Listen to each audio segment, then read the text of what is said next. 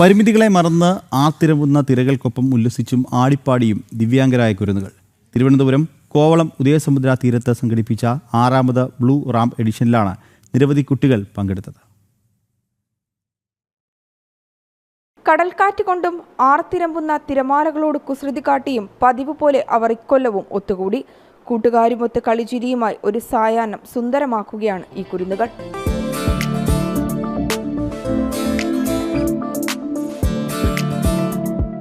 തിരുവനന്തപുരം കോവളത്ത് Udayasamudra beach hotel സംഘടിപ്പിച്ച 6ാമത് blue ramp എഡിഷനിൽ ഭിന്നശേഷി കുട്ടികൾക്കൊപ്പം വിഴിഞ്ഞം international seaport managing director doctor Divya S Iyer IAS ഒപ്പം കൂടി.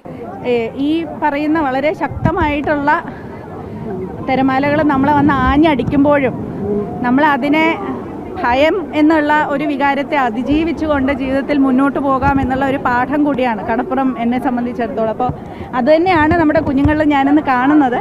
എല്ലാവരും നമ്മുടേതായിട്ടുള്ള രീതിയിൽ ഭയമില്ലാതെ തന്നെ വളരെ സുരക്ഷിതമായി അതേസമയം ആനന്ദത്തോടു കൂടി ഈ കൂട്ടായ്മയിൽ ഒത്തൊരുമിച്ച് നിന്നുകൊണ്ട് ഇന്നിവിടെ ആഘോഷിക്കുകയാണ്. അപ്പോൾ വളരെ പ്രത്യേകത നിറഞ്ഞ ഒരു ദിവസമാണ് നമ്മുടെ കൂട്ടുകാരെല്ലാവരും ഇന്നിവിടെ വന്നു ചേർന്നത്. കടലിൽ ഇറങ്ങി കളിക്കുന്നതിന്റെ സന്തോഷവും കുട്ടികൾ പങ്കുവച്ചു.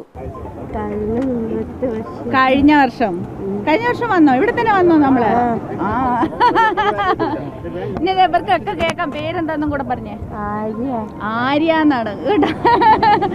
അപ്പൊ ആര്യക്കുട്ടി നമ്മുടെ ഫ്രണ്ടാണ്, നമ്മുടെ ഗ്രൂപ്പിന്റെ ഒരു ലീഡറും കൂടിയാണ് അല്ലേ ഇവിടെ വന്നിട്ടുള്ള.